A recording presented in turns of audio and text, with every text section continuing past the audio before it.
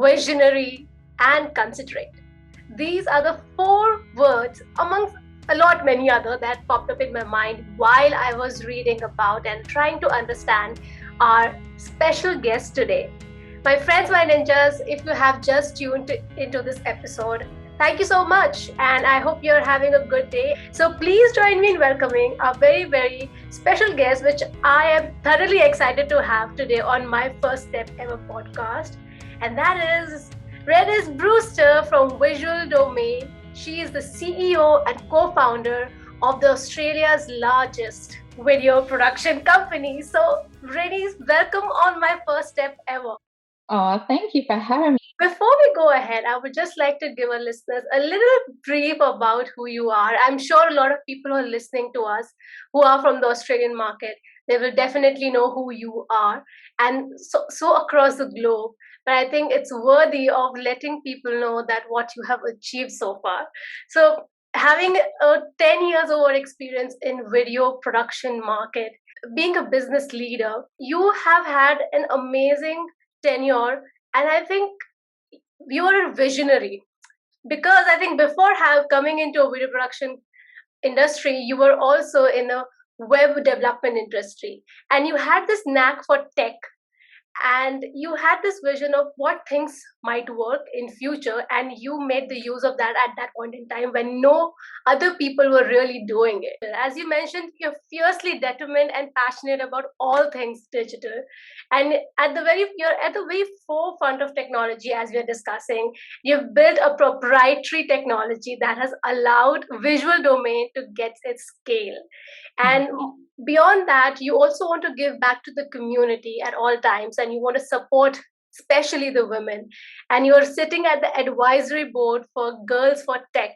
I want to go back to that phase in your life when you were in your college days, or maybe in your school days. What kind of mindset did you carry at that point in time? I think I've always been a bit of I call it, I just like adding stress to my plate, but really I like to take on a lot. Like when I was still in high school, I took on uni subjects. I was working. I was just doing any little kind of side hustle that I could figure out. I was on the committee of everything involved in school, and student leadership council principal, like all the things I could possibly be involved in. But I've just always been a hustler and a really hard worker, and it's definitely put me on the right path. Like when I did get my first job, one of the first things my mom did was actually make me pay board. I'm like, Mom, are you really, like, I'm 14 years old. You're going to kick me out of the house if I don't pay this board? I'm not paying this. It's ridiculous. I did pay it, and it definitely instilled, I think, the right type of values of being independent and paying for my way. And I think I've just realized how much I can achieve when I'm driven and I've got my mind set on something. So, one of my kind of not proud achievements, but one of, I guess, I had a job at Coles, like in the deli, went home, I smelt like, all different sorts of juices that aren't fun. And I really didn't enjoy the work. And I applied for a job at Billy Guides, which is showing my age. It was an electrical store back in the day, and they sold furniture too. I was 15 and I only worked 3 days a week, but I was one of their top sellers. And I think it taught me how do I get people's trust, because I was a young girl, probably, and I'm selling people very expensive pieces of technology even back then. Like, how do I get their trust, and how can I show my expertise? And I really had to work hard to actually do that, but I did it, and I was able to do quite well at it. And yeah, it served me well over that time too, and I loved it. So What's really intriguing in your story, I mean, what you're saying right now, I caught on one thing. You mentioned your mom asked you to be financially independent very early on in your life. And that, I believe, that has been a recurring insight that I have seen in most of our guest speakers who have really been successful and made it, because that is a very essential thing when you're moving ahead in your life. if you're able to understand very early on that how you want to sustain yourself financially, what are the ways that can help you, sustain, you come to not only understand how to utilize money, where to invest to grow, but also what aspect of the different careers would help you gain that money and you also feel fulfilled. As you mentioned, you worked in coal but you did not like that job, but as a salesperson, leaving aside the industry maybe, but the role itself really added that value to you. You had those innate capabilities which came across while you were at work, and something you, I think, that you realized that this is the reason that we have such guest speakers who can take us through their journey back in the early days of their careers, because most of people who are listening to us, they are young people who are just set out. They're also experimenting and trying, and of course in a very difficult environment right now. Mm. So it gives them a very good perspective that where do they stand, and if they're lost, what can really help them out? How can they reflect? So thank you so much for sharing that bit of your life. Moving on from there, I remember reading somewhere that one of your customers offered you a job. It's official, Yeah, so and I went yeah, my electrical career selling televisions and video cameras and all that fun stuff. It ended up lasting all the way through uni. So I changed different stores, but it was the same type of work that I was doing. And it was funny, it was the day after I graduated uni. Like it couldn't have been better timing where I just completed my course. I'm like, what's next for me? And I was just serving a client as I normally would. And at the end, when she'd purchased what she wanted, she came back in. She's like, "You were amazing. I'd love to offer you a job." And that's what kind of led to an interview the following week. But it was just, I guess, a nice little lesson on you never know who you're talking to, and you know, those interactions that you have in between interactions, which out of everything that's happened in the last sort of 18 months and COVID is probably, I think, the biggest loss that I think people, especially young people, aren't getting is these little moments in real life where you can connect and definitely. spark a relationship that could lead to something 5 years down the track. But look, back at that time, I got offered a job, and it was at a tech startup. It was very early days, very small team, but I think I loved being part of something that was creating something from the ground up. It was bringing a technology to people that they still didn't understand. I loved sharing it with them and educating them. And there was like this high growth potential too, which, I really beat off and enjoyed. So it kind of ticked, I didn't even know that that's what I wanted, but it ticked every box for me as I started. And it just came about by a chance meeting, but at the end of the day, if I hadn't provided good customer service, if I hadn't connected with her, if I hadn't, I guess, known my stuff and been able to talk her through her purchase because she was confused, it was that kind of the training or the, coming at it in the best possible way that got me there. That's lovely. The takeaway from this entire segment that you've just shared with us is going into details of your job.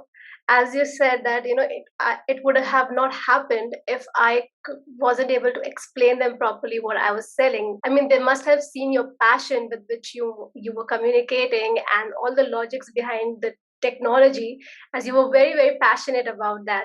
So that is very interesting, how by just performing a task which you feel is okay, maybe at that point in time you did not feel it is something that you were really looking out for, but you were still doing the best that you can in your capacity then, which has really helped some people point out few abilities in you with your capabilities so that they can take you on for some role that you have really flourished into.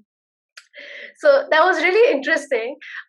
What I want to now understand is, I think from there, as you always had that vision, this is one thing that came across constantly while I was reading about you. And I will be sharing all articles that I read about Renis. It's amazing in my Instagram account. But before that, I want to ask you, Renis, I believe in the mid 20s, that's when you co founded Visual Domain, which is now Australia's largest video production company. What was in your mind?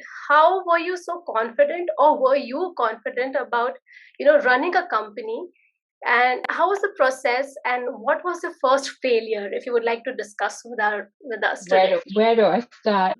The complete naivety. No.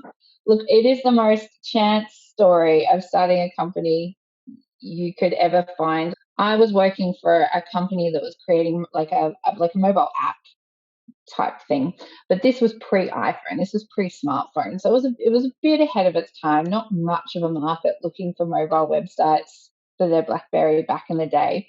GFC here, unfortunately, that company, just wasn't at the size or the scale that it could kind of withstand. I think if it had been 6 months later and the iPhone had been released, it would have been a very different story. But at the farewell drinks, met my business partner. He was working, my now business partner. He was working in television at the time. I think got really excited because YouTube was still relatively new, and we kind of almost just clicked and connected, even though we just really met, about the opportunity to do what he did for television, to make it available to everyone. And it just sparked this idea that I started on my job hunt because, at this point I was sort of, I just couldn't get it out of my head. Like I kept thinking about it. But the thought of starting a business, it just didn't seem like the right time. Like my husband was doing carpentry apprenticeship, so the money's not great. We had a mortgage. We had a toddler at home, so I already had my first child at that point. I was actually pregnant with my second child. This wasn't a proven market. There wasn't video marketing companies or content companies of this type available. Mhm. It's not like I could look and go, oh, we could do what they're doing. It just really wasn't a thing.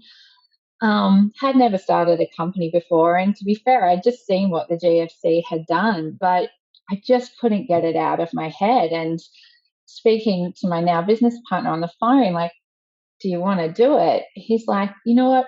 People open restaurants all the time and they never know if people are going to come. We'll just do the same thing. And for whatever reason, that made total sense to me. I'm like, you're right. If people open restaurants, we can just open a video production business and just see who comes. And we decided if we could get 5 videos a week, which was just one a day, Mm. that would prove we've got a business. And at the time, I actually went back to the electrical sales and I was delivering pizzas and I was selling stuff on eBay just to keep the money coming in while I was trying to get Visual Domain off the ground. My business partner was still working in television then at the time, which really helped with connections and getting cameramen and all those different sorts of things that we needed. But, slowly but surely we got up and we found ourselves doing 5 videos a week and learnt along the way very quickly. And I think, yeah, probably thinking about failure. I think not, like, especially starting my own startup and probably not fully owning my numbers. And I coach a lot of businesses now, and it's the number one thing I still see. And it it's my definite kind of, I guess, sort of, I'm the most adamant. You need to own your numbers. You should know how much money you need to bring in, how much your costs are, and how much you're going to have at the end. And will you have enough cash month on month? It's really simple, but so many people leave it to someone else and they just spend and they don't understand what's coming in, when it's coming in, and 9 times out of 10, it does them undone at one point, and it's like you have to learn the hard way. And I was certainly in the case of learning the hard way of just growing too quickly, not fully kind of knowing the numbers, but not owning the numbers. And that's the real difference. Like you can know, yeah, we've gotten this in, and oh, this cost this. But when you own it, the timing, how it's going to work, the mechanics, like it's your responsibility in your business, I think, to really own your numbers. And so, yeah, a big crash course in all of the finance world that I'd never had happened very, very quickly. And, when you talk about failure, we were at the administrator's office after about 3 years of Visual Domain. We had a team of 40 to 50 people at that point. So a huge amount of responsibility. These people had their families that Visual Domain was providing. And, I think that was this kind of real wake up moment of, oh God, okay, I've really got to get on top of this. It was horrendous. Wouldn't recommend going through it. but it taught me a lesson. We got through it. Been profitable ever since, I'm proud to say, but it took us way too long, I think, to really get to that point. If we'd started from day one, it would have been a different story. What I absolutely love right now is how humble and genuine you are with the way you are explaining the story. And it sounds more like you went with the flow, but I can definitely say that it must have been a difficult decision back then, being a mother and having to run a family, and then at that global economic crisis, thinking of you know s- whether to start your own company or not. And I think it's always good to have someone with you.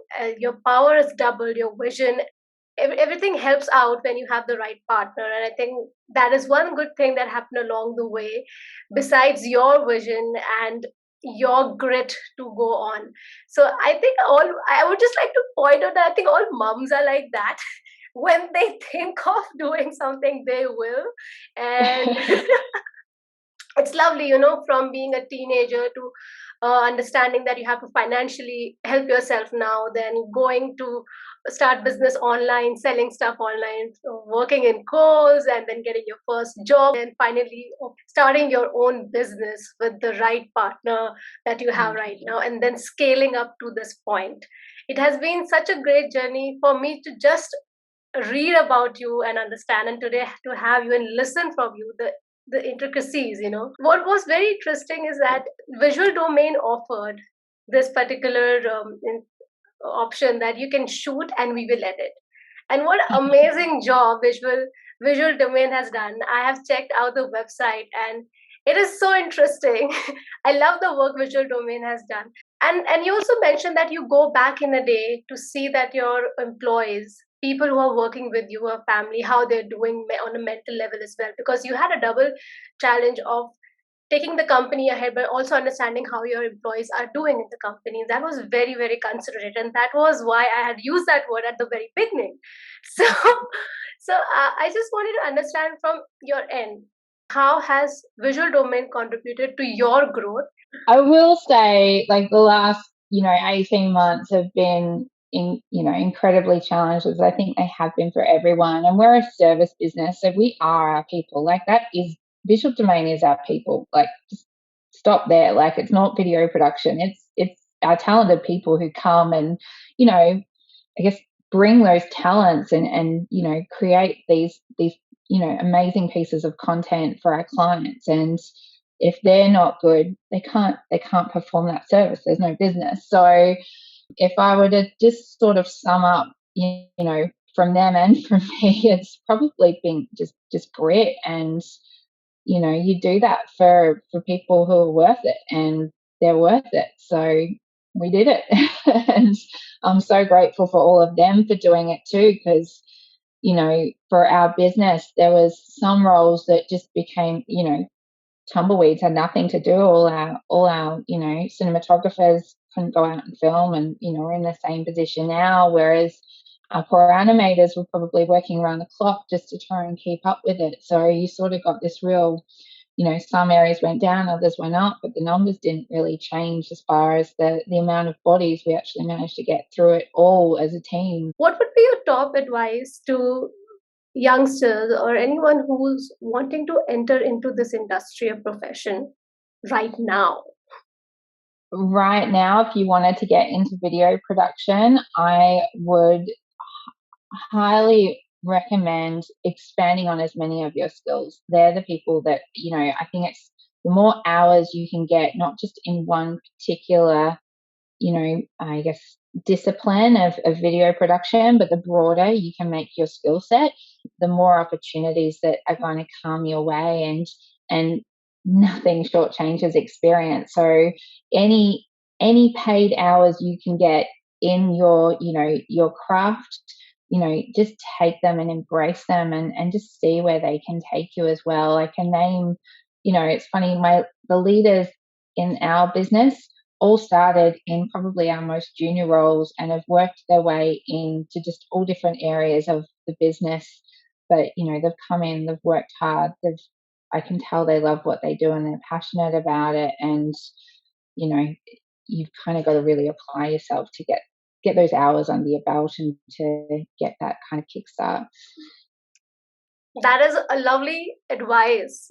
Take every opportunity in your craft that you get, the paid opportunity to hone your skills and expand within the same profession, the same industry that you are interested in. It's basically to build more skills, which is amazing. And I think, as in when you say about having a great team that's working at Visual Domain, that definitely comes across when you're speaking about them, and when someone really would like to learn about them. I can see on the website, on the Visual Domain website, it's such a beautifully done website. I would really like to put this up Got a right now, marketing session after this. I'll make sure I tell the guys. because it just doesn't have all about the services that Visual Domain offer. It, as Renis just mentioned, it's more about people, and that reflects on the website, because there's entire page dedicated to the people working over there. There's Adam Coloni. I'm not sure. Finally, yeah. Yeah. So I'm so sorry. That's a different surname for me. And there's Kate, and there are so many other people, and everyone, their work is highlighted and what they have done so far, and their short bio over there, where they're coming from. And then you have such case studies, which is so important from the perspective for youngsters who want to get into this profession, that they can actually learn from. So there is so much on the website for different kind of audience who's coming to that, tailored towards the video production company. It's amazing. Dennis, it has been amazing chatting with you today and getting a glimpse of your journey so far. And I'm very sure, the different aspects and the phase of life that we have touched in the podcast, as a teenager, as a young girl, as a mother, as a businesswoman, it will really help our listeners in whichever phase they are today, and if they're listening to us, to help them reflect and see how they can move ahead in their life. So thank you for that. Is there any quote or saying that you would like to leave our listeners with? From a business sense, I definitely would lead with our business is our people, and the people make the business, and taking care of them first and foremost. As soon as you have that, the rest kind of takes care of itself. It was amazing having you over here, and I wish you all the best for your future endeavors. I'm really looking forward to what you are going to expand the Visual Domain into, or maybe get into a different business soon. We'll see. Thank you so much for having me.